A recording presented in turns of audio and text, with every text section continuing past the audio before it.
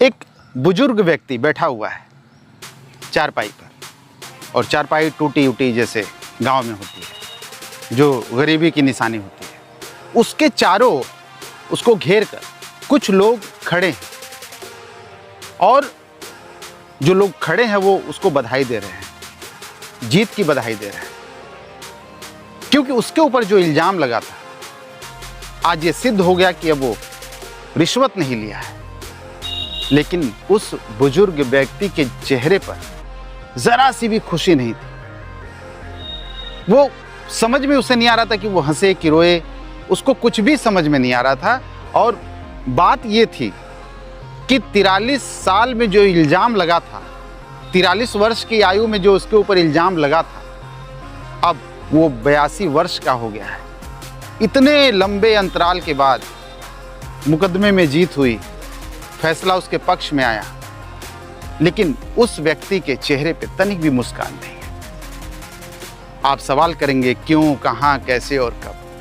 इस सवाल का मैं जवाब दूंगा आप सभी को। ये पूरी सच्चाई, पूरी कहानी मध्य प्रदेश की मैं सुनाऊंगा आपको। बने रहिए मेरे साथ।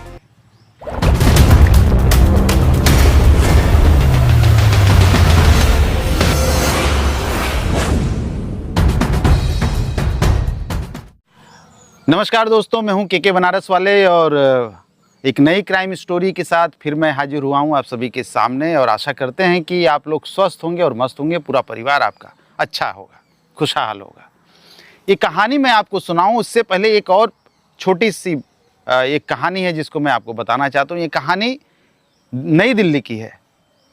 नई दिल्ली में मार्च का महीना था और साल यही था 2025। मार्च 2025 में एक दिल्ली हाई कोर्ट के एक जज यशवंत वर्मा, एक दिन ऐसा हुआ कि यशवंत वर्मा के घर में आग लग गई। और आग लगी तो उनके उनका जो गोडाउन था वहाँ पे घर में, उसमें आग लगी। और जब आग लगी तो भीड़ इकट्ठी हो गई, और वहीं पर एक शख्स ने वो जो गोडाउन में आग लगी थी उसने वीडियो बना लिया। और जब वो वीडियो सबके सामने आता है सोशल मीडिया के माध्यम से, तो फिर सवाल उठने शुरू हो जाते हैं। क्योंकि आग लगी थी तो सवाल तो सुलगना ही था। और सवाल उठे भी क्यों नहीं, क्योंकि हाई कोर्ट का एक माना जाना जज यशवंत वर्मा, उनके घर में उस वीडियो में जैसा कि दिखाया जाता है कि नोटों की गड्डियां जली पड़ी हैं, और एक दो नहीं, बहुत सारी नोटों की गड्डियां। और उसके बाद वो वीडियो बहुत ज़्यादा वायरल हो गया। मार्च के महीने की बात है और ये सितंबर, और लगभग 6 महीने हो गए, लेकिन अभी तक उस केस के बारे में कुछ भी जानकारी उपलब्ध नहीं है। उसमें क्या हुआ, क्या नहीं हुआ, महाअभियोग की बात हो रही है। अब ये तो वो जज जानते हैं, वो नियम कानून, ये आम आदमी क्या जानता है क्या हो रहा है उस केस के बारे में। अगर यही किसी एक सामान्य व्यक्ति के घर में नोटों की गड्डियां जली हुई हालत में मिलती तो सोचिए उसका क्या होता। एक सामान्य आदमी, सामान्य नागरिक, गिरफ्तारी होती, मुकदमे होते, जेल भी जाना पड़ता, पूछताछ शुरू होती, फिर पता नहीं क्या क्या और। लेकिन ये जो बात थी वो high court, Delhi high court का एक जज यशवंत वर्मा। ये तो मैंने आपको इसलिए बताया कि एक आईना मैं आपको दिखाना चाहता हूं। अब जो कहानी मैं शुरू करने जा रहा हूं, ये मध्य प्रदेश की कहानी है। जागेश्वर प्रसाद की ये कहानी है। और जागेश्वर प्रसाद ये मध्य प्रदेश का एक इलाका है रायपुर के रहने वाले जागेश्वर प्रसाद। उम्र उनकी 43 वर्ष। जब ये शुरू हुआ, उनके साथ जो हुआ घटना जो घटी, उस समय उनकी उम्र 43 वर्ष थी। अब वो 82 वर्ष के हो गए। मतलब पूरे 39 साल, 39 वर्ष उनका जो ये गुजरा है, उसमें क्या कुछ नहीं हुआ। परिवार उजड़ गया, बच्चे पढ़ाई लिखाई छोड़ दिए, किसी तरह से ज़मीन जायदाद जो भी था उनके पास बेचकर लड़कियों की शादी करनी पड़ गई। एक लड़का 50 साल का हो गया, वो अभी तक अविवाहित है, शादी नहीं किया। और 1986 की ये जो घटना घटी, उसके बाद अभी 2025 में सितंबर में उसका जब फैसला आया, तो वही मैं आपको बता रहा था कि जब 2025-24 सितंबर को इसका फैसला आया तो उन्हें कुछ लोग घेर कर खड़े थे और बधाइयाँ दे रहे थे उनकी जीत का। लेकिन जागेश्वर प्रसाद के चेहरे पर तनिक भी खुशी नहीं थी, मायूसी थी। क्या करें, हंसें कि ना हंसें, क्या बोलें, लंबा वक्त गुजर गया। अब जो कुछ हुआ उस व्यक्ति के साथ हुआ, उस व्यक्ति के परिवार के साथ हुआ, जो उसके ऊपर निर्भर थे उनके साथ हुआ, सब कुछ उजड़ गया। लेकिन अब वो शख्स क्या करे, उम्र 82 वर्ष। उनके जिस खाट पर वो बैठे हुए थे, उनके 3 पाए तो सही थे, लेकिन एक पाया जो टूटा हुआ था, उसको वहाँ पे ईंट जोड़कर वो उस पे चौथे पाया का जो स्थान होता है, उस खाट को टिका कर बैठे हुए थे। ये दृश्य था वहाँ का। अब जब 1986 में ये जो घटना घटी, एक्चुअली ये जो सरकारी मुलाजिम थे, सरकारी कर्मचारी थे, Madhya Pradesh state road transport corporation, इसी में काम करते थे। और इनका काम ये था कि जो अप्रूव करना रहता है, जो उसके कर्मचारी होते हैं, जो बिल वगैरह आगे बढ़ता है, जो खर्चे होते हैं, उसको अप्रूव करना था, साइन करना था। फिर वो बिल आगे जाता है, फिर वो कैश ले लेता है वहाँ से। यही काम था कि वो साइन करते थे तो अप्रूव हो जाता था, आगे बढ़ जाता था और काम हो जाता था। एक दिन एक कार्यालय में बैठे हुए थे, तो इनका ही एक कॉलीग था, कर्मचारी था, वो इनके पास आता है और कहता है कि साहब ये जो बिल है हमारा, इसको थोड़ा आगे बढ़ा दीजिए ताकि पास हो जाए, मैं कैश ले लूँ। तो इन्होंने उसको साफ साफ मना कर दिया कि भाई देखो, ये काम नहीं हो सकता है, क्योंकि उस व्यक्ति को भी पता था और इनको भी पता था कि उस बिल में कुछ गड़बड़ी थी और बिना अधिकारी के आदेश के वो उस बिल को आगे नहीं बढ़ा सकते थे। सो उन्होंने मना कर दिया कि भाई ये काम नहीं मैं कर पाऊंगा। उसने रिक्वेस्ट किया कि नहीं सर कर दीजिए, और 20 रुपये का नोट इनकी जेब में वो डाल देता है। वो निकाल कर उसे वापस कर देते हैं, गुस्साते भी हैं कि भाई देखो ये काम ठीक नहीं है, मैं तुमसे ये पैसे भी नहीं लूँगा और मैं काम भी नहीं करूँगा क्योंकि तुम्हारे बिल में गड़बड़ी है, ये रिश्वत अपने पास रखो, हमको नहीं चाहिए। और वो जो व्यक्ति रहता है, कॉलीग रहता है, वो गुस्साता भी है, फिर चला जाता है। अब नेक्स्ट डे की बात करते हैं। उसी के ठीक दूसरे दिन ये अपने घर में थे, ऑफिस के लिए तैयार होते हैं, पत्नी खाना टिफ़िन देती है, रखते हैं और अपने घर से बाहर निकलते हैं। और जैसे ही बाहर निकलकर कुछ दूर वो चलते हैं, एक किराने की दुकान होती है, उस दुकान पर वही व्यक्ति खड़ा होता है जो पिछले दिनों इनको 20 रुपये का नोट देने की कोशिश कर रहा था और काम करवाने की कोशिश कर रहा था। तो व्यक्ति उनके सामने खड़ा मिल जाता है उस किराने की दुकान पर। उससे वो पूछते हैं, भाई तुम यहाँ पे क्या कर रहे हो? तो कहता है साहब मैं आपका इंतज़ार कर रहा हूँ, मेरा बिल पास कर दीजिए। फिर वही मना करते हैं कि नहीं नहीं, तुम्हारा देखो बिल में तुम्हारी गड़बड़ी है, ऐसा काम मैं नहीं करूँगा। वो फिर इनके साथ ज़बरदस्ती करने लगता है, नहीं सर आपको करना पड़ेगा, ये लीजिए। तो उनकी जेब में वो 50-50 के 2 नोट ज़बरदस्ती उनकी जेब में, जो शर्ट की जेब होती है उसमें ठूंस देता है और वो उसे निकाल कर उसको देने की कोशिश करते हैं, लेकिन वो उसमें फिर दोबारा कर देता है। और ये जो चला है 2-3 मिनट तक, इसको कुछ लोग देख रहे थे दूर से ही कि क्या हो रहा है। और उसी देखने वालों में विजिलेंस के भी कुछ आदमी होते हैं, अधिकारी होते हैं, वो तुरंत पास आ जाते हैं और बिना कुछ पूछे, सवाल जवाब किए उनकी जेब में जो कर्मचारी हैं जिनको पर इल्ज़ाम लगा था, जागेश्वर प्रसाद, उनकी जेब में एक विजिलेंस का कर्मचारी हाथ डालता है और उसमें से उसे 2 50-50 रुपए के नोट मिलते हैं। फिर वो निकालने के बाद अपनी एक डायरी खोलता है। उन नोट पे जो नंबर लिखे हुए हैं वो नंबर, उसकी डायरी में भी नोट के नंबर लिखे गए थे, उसको वो मैच करता है।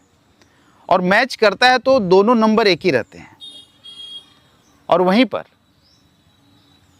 उन्हें गिरफ्तार कर लिया जाता है कि भाई तुमने अपने कार्यालय में काम करने वाले कर्मचारी से तुमने रिश्वत लिया है, 100 रुपए का रिश्वत। और आप भी ये सोच रहे होंगे कि अरे साहब 100 रुपये ही तो था, कौन सा इसमें, लेकिन मैं आपको बता देना चाहता हूँ कि 1 रुपये हो या 54 हो या 58 या 100 रुपये या फिर लाख या करोड़ रुपए, रिश्वत तो रिश्वत होती है। और रिश्वत के लिए जो सजा है वो सबके लिए एक ही है। उसमें ऐसा नहीं कि 100 रुपये तुमने कुछ और लिया तो इसके लिए अलग कानून है, 1000 लिया, 1 लाख लिया तो उसके लिए अलग अलग, ऐसा कुछ नहीं है। रिश्वत का मतलब रिश्वत ही होता है, अपराध है, क्राइम तो है ही। अब उन्हें गिरफ्तार कर लिया जाता है। और फिर जब, हालांकि वो उस समय वो चिल्लाते हैं, उससे जो विजिलेंस की टीम है उससे वो कहते हैं कि साहब मैंने ऐसा कुछ नहीं किया, ये व्यक्ति मुझे पिछले दिन और कार्यालय में ये फिर 20 रुपये देने की कोशिश कर रहा था, मैंने नहीं लिया। और इसके कई लोग इसको देखने वाले हैं जो वहाँ पर खड़े थे जब ये 20 रुपये का नोट मुझे ज़बरदस्ती पकड़ा रहा था। लेकिन वो जो विजिलेंस की टीम है वो कुछ नहीं सुनती है। फिर ये मामला चला जाता है कोर्ट में और फिर वहाँ पर इनको सस्पेंड कर दिया जाता है। 1986 में इनको सस्पेंड किया जाता है और लगभग 8 वर्ष तक ये सस्पेंड रहते हैं। 1986 में रायपुर में काम कर रहे थे और 1986 के बाद जब इनके ऊपर आरोप लगा तो 8 साल तक, मतलब 94 तक, 1994 तक ये सस्पेंड रहे। और उसके बाद इनका ट्रांसफ़र भी कर दिया जाता है और ट्रांसफ़र कर दिया जाता है और 8 साल ये सस्पेंड थे और रीवा में ट्रांसफ़र होता है। पूरे परिवार के साथ ये रीवा चले जाते हैं। लेकिन अब इनकी जो सैलरी थी वो 5000 से कम होकर अब 2500 हो जाती है। परिवार के ऊपर मुसीबतों का पहाड़ टूट जाता है क्योंकि जो बच्चे थे पढ़ने वाले थे, प्राइवेट स्कूल में पढ़ने वाले थे लड़के, खर्च था।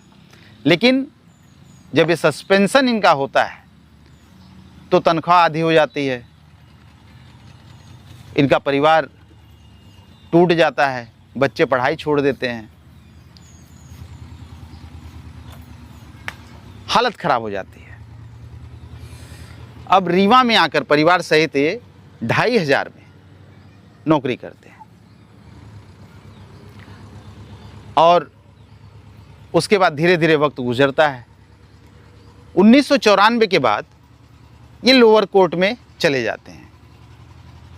जरा सोचिए, 100 रुपये का इल्ज़ाम लगा था, 100 रुपये का जो इन्होंने जो घूस लेने का जो प्रयास, ऐसा कहा जाता है, वो जो 100 रुपये थे इनको अब कितनी परेशानी में डाल देते हैं। अब लोअर कोर्ट में मामला जाता है 1994 में, सुनवाई चलती है उसकी और लगभग 18 वर्ष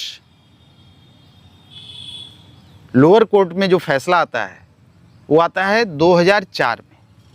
लगभग 18 साल बीत चुके थे 100 रुपये की लड़ाई लड़ते लड़ते। और इनकी जो फाइलें थी वो एक फाइल से दूसरी फाइल, दूसरे टेबल से तीसरे टेबल, चौथे टेबल, ऐसे घसीटती, लड़ती, गिरती पड़ती इनका जो केस चल रहा था। और अब 18 वर्ष बीत चुके थे। अब ये मामला इनके ऊपर सिद्ध हो जाता है कि हाँ भाई, तुमने 100 रुपये की रिश्वत ली है। अब नौकरी का भी खतरा हो जाता है क्योंकि विक्टिम थे। अब ये और ज़्यादा परेशान हो जाते हैं। अब टेंशन और ज़्यादा बढ़ जाता है। लोगों के ताने सुनने पड़ते हैं कि एक सरकारी अधिकारी ने ये घूस लिया। लेकिन इनके लिए एक रास्ता छोड़ा जाता है कि तुम हाई कोर्ट में जाके अपील कर सकते हो। अब इनके पास एक ही चारा था, हाई कोर्ट जाने वाला। अभी 2004 में हाई कोर्ट में अर्जी लगाते हैं कि साहब मैंने कोई रिश्वत नहीं लिया था, मेरे ऊपर झूठा इल्ज़ाम लगा है, मेरा परिवार टूट चुका है, बिखर चुका है, मेरी तबीयत खराब रहती है। और जो लोअर कोर्ट ने इनको 18 साल लगा दिए, इन 18 सालों में इनका जो घर था, जो कमरे थे, उन कमरों में सिर्फ उसी अदालत कोर्ट की जो फाइलें थी वो दिख रही थी, और जो पन्ने थे कोर्ट कचहरी के वो दिख रहे थे। पूरा इनका जो कमरा था वो कोर्ट के कागजात से भर चुका था। अब 2004 की बात करते हैं। 2004 में ये हाई कोर्ट चले जाते हैं। अब हाई कोर्ट में जाने के बाद उसकी सीढ़ियां उतरते चढ़ते वक्त गुजरता जाता है,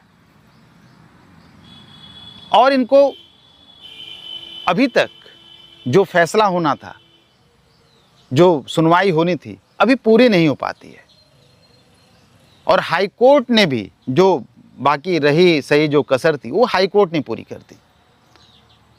और हाई कोर्ट ने पूरा इनका 2004 में ये हाई कोर्ट गए थे, 2025 में फैसला आता है तो हाई कोर्ट ने इनका 21 साल लिया।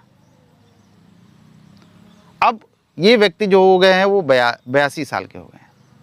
82 साल का वो व्यक्ति अपने घर की जो सीढ़ियां हैं उतरते चढ़ते, अब 10 सीढ़ी चढ़ने में भी वक्त लेता है। उधर कोर्ट कचहरी के चक्कर काटना। हाई कोर्ट ने 21 साल ले लिए फैसला सुनाते। फिर सितंबर में फैसला आया कि साहब आपने तो कोई गुनाह ही नहीं किया है, आपके खिलाफ कोई ऐसा ठोस सबूत नहीं मिला है कि आपने रिश्वत ली। लोगों से पूछताछ में ये पता चला है कि आप बहुत ईमानदार व्यक्ति थे, कर्मठ थे, ईमानदारी से काम करते थे। इतनी देर में फैसला आने के बाद एक व्यक्ति जो कि अब 82 वर्ष का हो गया, 43 साल की उम्र में उसके ऊपर इल्ज़ाम लगा रिश्वत का, और वो अब 82 वर्ष का हो चुका है। सोचिए जरा उस परिवार पर क्या बीतती होगी। उस परिवार की आर्थिक स्थिति खराब हो गई, लोगों के जो ताने थे वो अलग तरह के सुनने पड़ते थे।